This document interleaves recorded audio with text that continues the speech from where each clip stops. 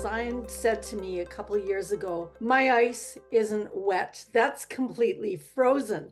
Because people say to him all the time, is your ice still wet? Is that right? Yes. Yeah, absolutely. Yeah.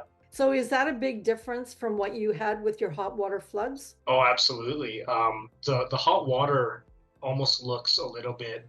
I wish we had a picture of our old ice, but it's almost milky, and there's almost a film on the surface. Now, a lot of that is due to the humidity in the building. As we put hot water floods down, it increases the humidity in the building. We don't have any dehumidifiers, and that moisture in the air just freezes to the surface like frost, and it was unappealing. And by mid-season, you couldn't see our lines anymore.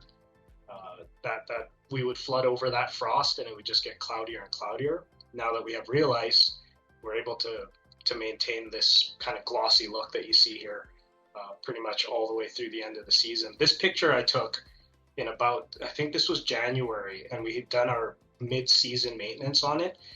We removed our entire operating depth all the way down to basically our decals, and then rebuilt about 3/8 of an inch of ice. We saw a substantial decrease in compressor run times pretty much right away in the first season when we dropped our flooding temperature from 165 degrees all the way down to about 60 degrees.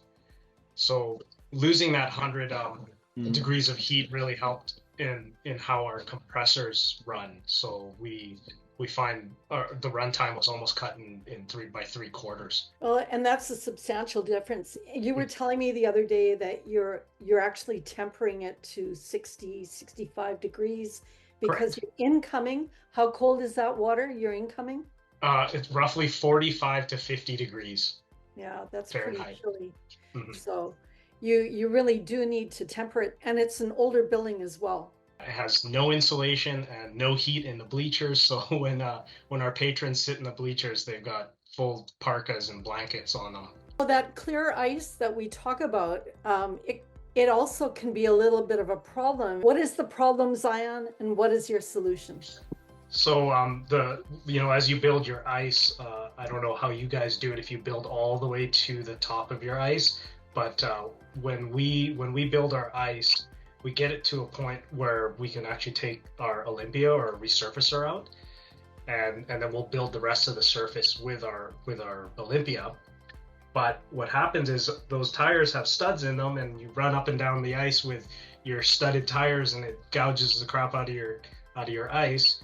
Well, 2 years ago, we had this idea of doing the same thing but with non-studded tires, because we're not cutting the ice at that point, we're building the ice. So we actually went out and purchased extra rims, non-studded tires, and we touch our conditioner down just to where the towel bar hits the ice, and then we start laying our water down, and that was quite effective. We actually built all the way up to 1.25 inches, and then we shaved 1/8 of an inch at the very end just to flatten it out, and then put the studs back on.